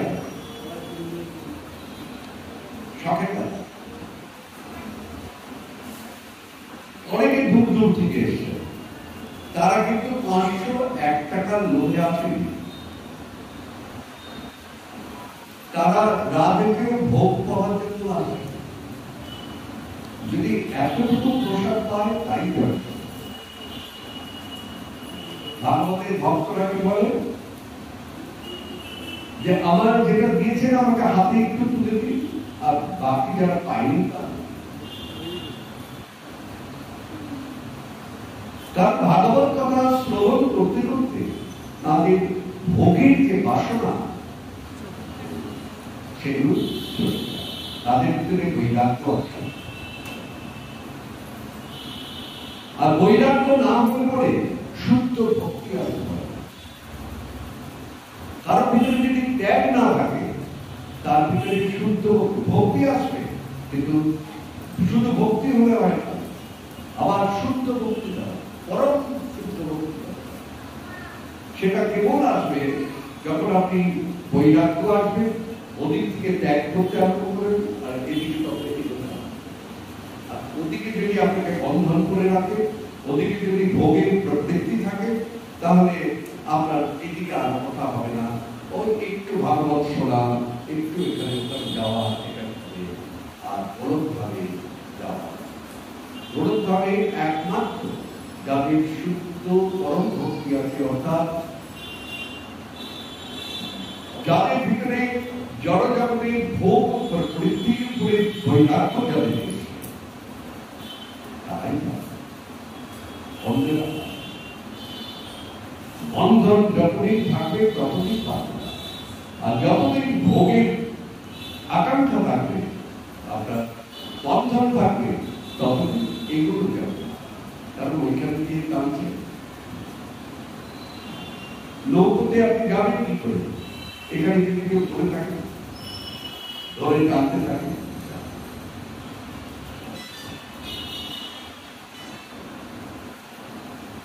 একবার অনেক ঋষি মুনিরা তখন ভগবান বললেন যে আমি ভাগবতে নিজের উদ্যোগের সামনে তিনি দেখালেন যে আমি এই ভাগবতে প্রবেশ করব। ভগবান ভাগবতের ভিতরে প্রবেশ করব, যে আমাকে খুঁজে কোথায় পাবে? ভাগবতের ভিতরে। তুমি ভাগবত পত্রিকা আশ্রমে গিয়ে আবার তপস্যা করে তুমি মনে করো না আমি চলে যাচ্ছি, এটা মুহূর্তের মতো কথা যে আমি চলে যাই, আমি কোথাও থেকে চলে যাই না। বৃন্দাবনে যখন ছেড়েছিলেন বলছেন আমি কোনো দিনও বৃন্দাবনের দিকে এক পাও দূরে যাই না। যতক্ষণ বৃন্দাবনে থাকে তিনি আবার গোলক ভাবেও জানেন যে কৃষ্ণ আমাদের সঙ্গে আছে। যেখানে কেউ কৃষ্ণের কথা চিন্তা করবেন সেখানে কৃষ্ণ আছে। কৃষ্ণ সর্বময়। একবার অনেক ঋষিরা কৃষ্ণের পিতা বসুদেবের সঙ্গে দেখা করবার জন্য এসেছিলেন দ্বারকাতে। তারা যখন ফিরে যাচ্ছেন, অনেক আধ্যাত্মিক বিষয়ে আলোচনা করে তারা ফিরে যাচ্ছেন, এমন সময় ওই ঋষিদের একটু বোকা বানাবার জন্য কৃষ্ণেরই সন্তান সাম্ব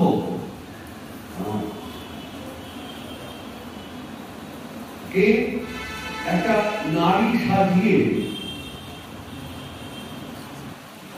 গর্ভ তৈরি করে তারা কয়েকজন মিলে ঋষিদের টেস্ট করবো, আমরা দেখি ওদের কত বড় জ্ঞান।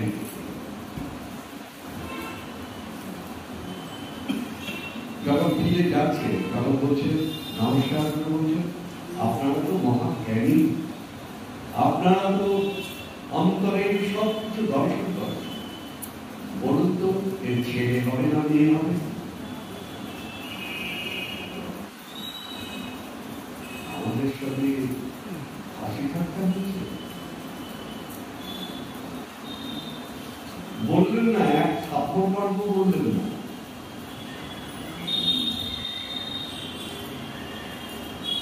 কিন্তু বললেন যে তোমার পেটেতে মুসল আছে। মুসলটা কি জিনিস? একটা লোহার পিণ্ড। তুমি একটা বালির টাকা দিয়ে দেখাচ্ছ, গর্ভ দেখাচ্ছ, আমি বলছি তোমার পেটে মুসল আছে।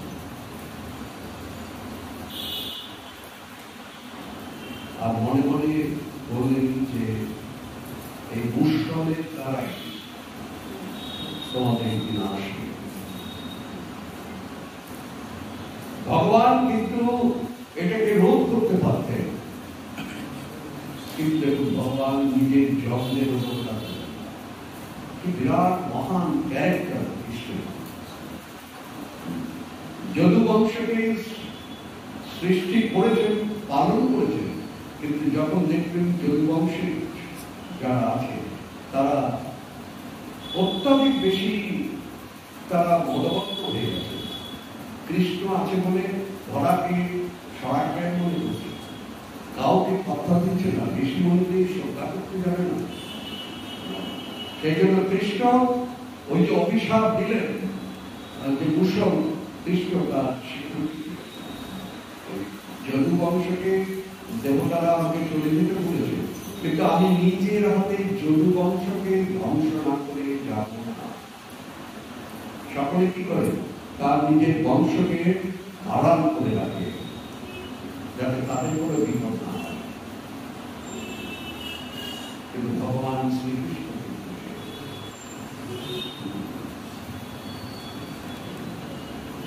কিন্তু এই শিক্ষাটা যারাই রাষ্ট্র নেতা আছেন তাদের জানতে হবে যে আমাদের পূর্বপুরুষরা এইসব শিক্ষা দিয়ে আমাদের ওটাকে ফলো করতে হবে।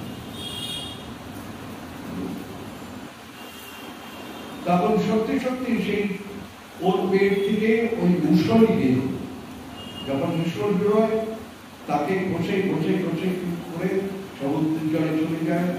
তারপরে একটা অংশ দিয়ে সব ওই সমুদ্রের জলে যখন মুসল মানে লোহার ইটো ঘষে ঘষে ঘষে ঘষে পাউডারের মতো হয়ে গেছে, সেই পাউডার ছড়িয়ে গিয়ে পেরকা নামে একটা গাছ তৈরি হয়েছে, খুব ছোটানো গাছ, দারুণ তীর ধনুকের মতো। ওই এলকা গাছ দিয়ে এই যদুবংশরা নিজেদের সঙ্গে যুদ্ধ করে করে যদুবংশ ধ্বংস করে।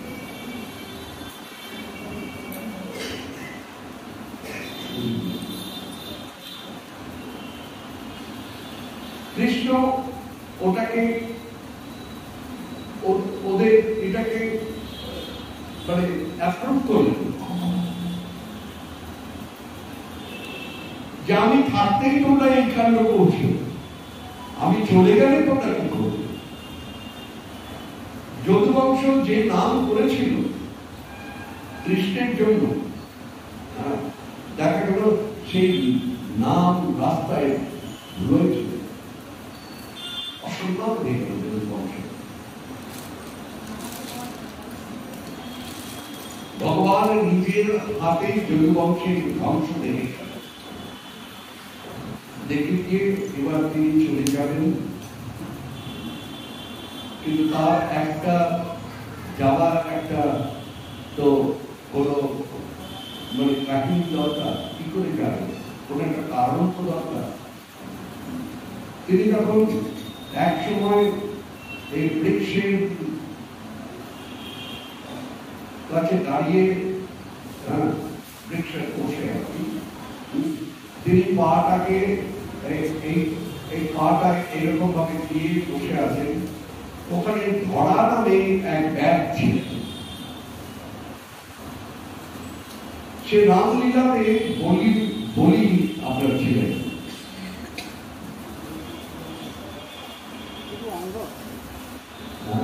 অঙ্গ না, নামটা কিন্তু বলি ছেলে অঙ্গ প্রতিজ্ঞা করেছিল আপনাকে আমি মারবো বলেছিল, কথা কেউ 7টা তাল গাছ কেটে বাদ দিয়ে দিয়েছিল, তখন বালিও বুঝেছিল এনে আবার চলুন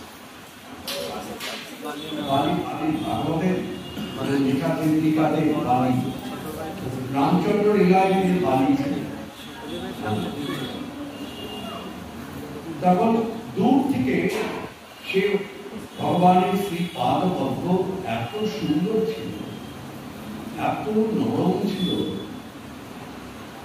125 বছরের। কারণ তিনি তো যখন 18 বছর বয়স হয়েছে ওয়ার্কাপে, তারপর থেকে তাকে কেউ কোনদিনও বৃদ্ধ হিসাবে থাকে, তারপর একটা চুল পাবে, তাকে চশমা পড়তে হয়নি, তার দাঁত একটাও নষ্ট হয়নি, শরীরে চামড়ায় কোনো ভাঁজ পড়েনি, মানুষের কারণ পড়ে বার্ধক্যের মতো শরীর দেখে যায়নি, কিছুই হয়নি।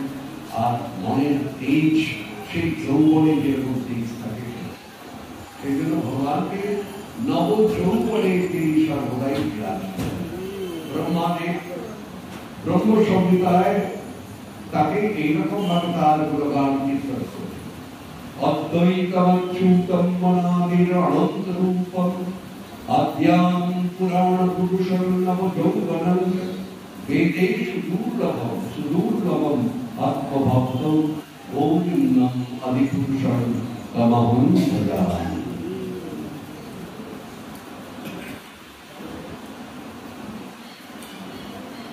তিনি ধরাকে কৃপা করবার জন্য প্রস্তুত হলেন। ধরা তার পাদপদ্মকে হরিণীর চক্ষু মনে করে তীর চালনা করলেন। তীর চালনা করলেন, তারপরে যখন ওখানে তীব্র বেগে সেখানে ছুটে যায়,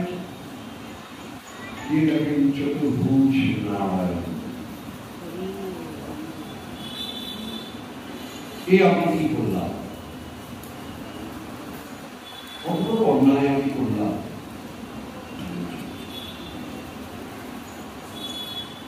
আমাকে নরকে যেতে হবে। ভগবান বললেন, ধরা তোমাকে কৃপা করবার জন্য এই লীলাটি তোমাকে কৃপা করার জন্যই আমি করলাম, আর তোমাকে নরকে যেতে হবে। তোমাকে আমি বড় তোমার কত বড় স্বীকৃতি যে আমার মনের ইচ্ছা তুমি পূর্ণ।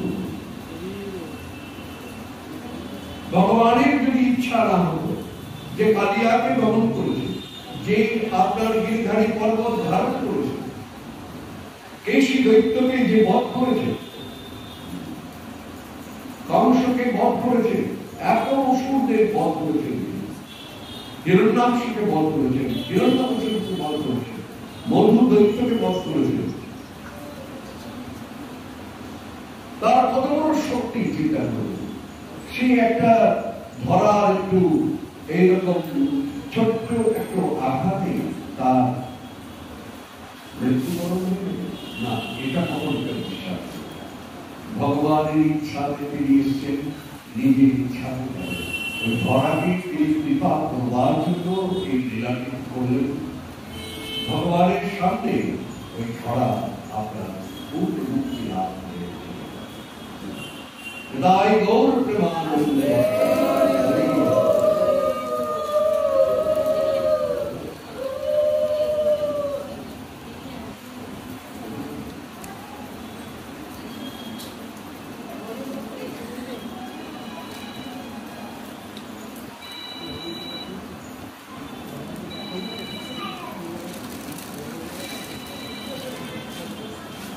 পাল্টা করা হয়েছিল কাকে উদ্দেশ্য করে? এই 7 দিন কাকে উদ্দেশ্য করে পাল্টা?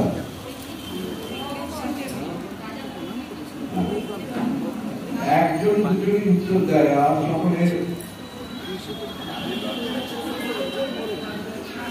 অনেকে জানেন, লজ্জাতে বলেন।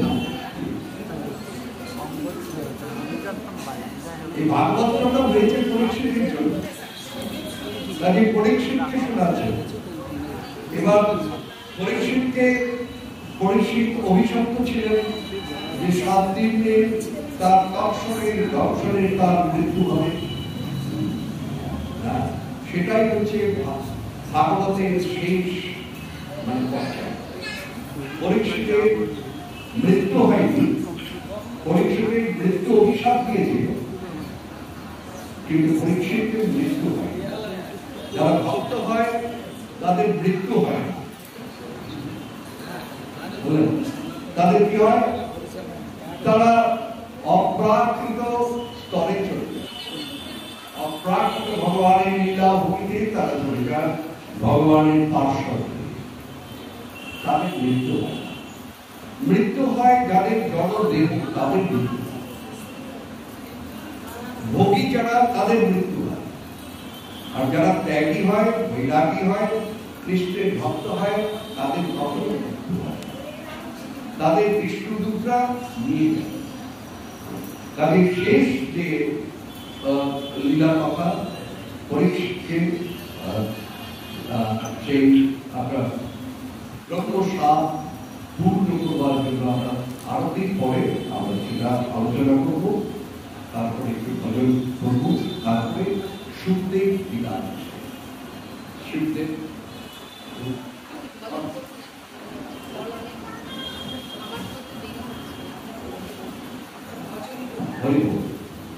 আচ্ছা, একটা বৈষ্ণবী আমাদের ভজন করি। ভজ ভূরে মন শ্রীরঙ্গনন্দন অভয় চরণ ভজ ভূরে মন শ্রীরঙ্গনন্দন অভয় চরণ দুর্লভ মানব জনম সঙ্গ, দুর্লভ মানব জনম সঙ্গ, তর হয়ে ভব সিন্ধুরে ভজ ভূরে মন শ্রীরঙ্গনন্দন অভয় চরণ ইন্দ্রে শীতলাতব বাত হরিশন এদিন জামিনী গাদিরে বিফলে সেদিন কৃপণ গুণজন, বিফলে সেদিন কৃপণ গুণজন সকল সুখ নব জাতিরে। ভজ ভূরে মন শ্রীরঙ্গনন্দন অভয় শরণায় ইন্দ্রে ধর্ম যৌবন পুত্র পরিজন ধর্ম যৌবন পুত্র পরিজন ইতিহাসে পড়তি কমল তল জল জীবন কল মল কমল জীবন কল মল ভদ্রভুবনি পদ নিপৃহে ভদ্রভুরে মন শ্রীরঙ্গনন্দন অভয় শরণায় শ্রবণ কীর্তন শরণ বন্দন শ্রবণ কীর্তন শরণ বন্দন পাদ সেবন দাসরে পূজন সখী জন আত্মনিবেদন পূজন সখী জন আত্মনিবেদন গোবিন্দ দাস বিরাজে ভদ্রভুরে মন শ্রীরঙ্গনন্দন অভয় শরণায় গোবিন্দরে ভদ্রভুরে মন শ্রীরঙ্গনন্দন অভয় শরণায় গোবিন্দরে হরে কৃষ্ণ কৃষ্ণ কৃষ্ণ হরে হরে হরে রাম রাম রাম হরে হরে হরে কৃষ্ণ কৃষ্ণ কৃষ্ণ হরে হরে হরে রাম রাম রাম হরে হরে হৃদয়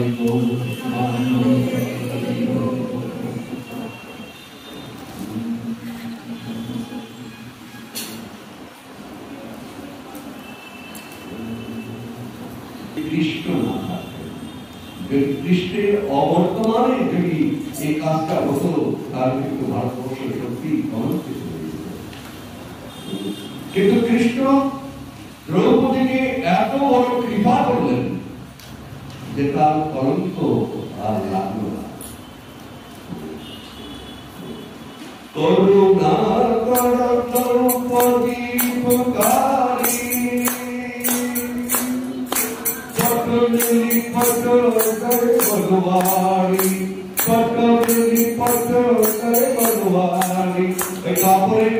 बनवाड़ी बनवाड़ी মানে কৃষ্ণ তিনি আটকা নিজেকে আটকে দিলেন আর বিবস্ত্র করতে পারলেন আর কৃষ্ণ তখন তাকে কাপড় সাপ্লাই দিতে আরম্ভ করলেন। দেখি দুঃশাসন তুমি কত বস্ত্র তুমি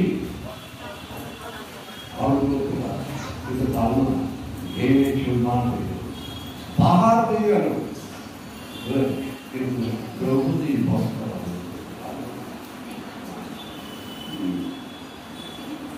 করুণা কর দ্রৌপদী পুকারি পটলি পটলে করওয়ারি নিরখ রহে নরনারী মাধব মদন মুরারি জয় মাধব মদন মুরারি জয় মাধব মদন মুরারি।